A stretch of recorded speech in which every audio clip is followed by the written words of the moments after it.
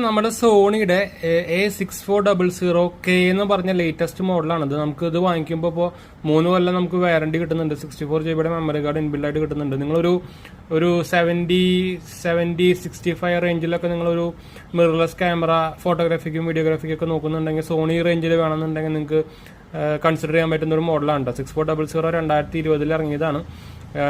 ഇത് ആക്ച്വലി അതിന്റെ പുതിയ മോഡലാണ് കേട്ടോ. 2025 മോഡലാണ്. നിങ്ങൾക്ക് ഇതിന്റെ എന്താ പറയുക മാനുഫാക്ചറിംഗ് ഡേറ്റും കാര്യങ്ങളും നോക്കുമ്പോൾ തന്നെ അറിയാം. ഏപ്രിൽ 2025 മാനുഫാക്ചർ ചെയ്താണ്.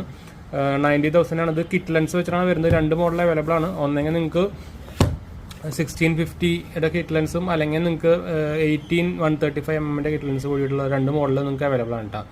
എന്താ വെച്ചാൽ ഈ ഒരു ബഡ്ജറ്റ് റേഞ്ച് കാറ്റഗറിയിൽ വരുമ്പോൾ ഈ 2 മോഡലാണ് നിങ്ങൾക്ക് ZV-E10 അതുപോലെ തന്നെ A6400 ആണ് അത്യാവശ്യം ബെസ്റ്റ് സോണിയുടെ കാറ്റഗറിയിൽ വരുമ്പോൾ നോക്കാവുന്ന സംഭവം. ഈ ZV-E10 ആകുമ്പോൾ നമുക്ക് വീഡിയോഗ്രാഫിക്കാണ് ഏറ്റവും ബെസ്റ്റ്. ഇതാകുമ്പോൾ നമുക്കൊരു ഹൈബ്രിഡായിട്ട് 2 കൂടിയിട്ട് ഉപയോഗിക്കാൻ പറ്റൂട്ടോ. ഇപ്പോൾ കറണ്ട് സ്റ്റാറ്റസിലും ഇത് നമുക്ക് ലേറ്റസ്റ്റ് ഫേംവെയർ അപ്ഡേറ്റുമായിട്ടാണ് വരുന്നത്. അതുപോലെ തന്നെ ലെൻസും പവർ ലെൻസും അപ്ഡേറ്റ് ആണ്.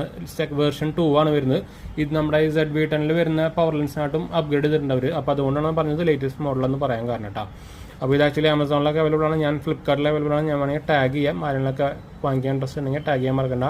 ഇതിൻ്റെ ഫുൾ വീഡിയോ കാണാൻ ഇൻട്രസ്റ്റ് ഉള്ളവർക്കും കാണാൻ മറക്കണ്ട. നമ്മുടെ മെയിൻ ചാനൽ ഇട്ടിട്ടുണ്ട് കേട്ടോ.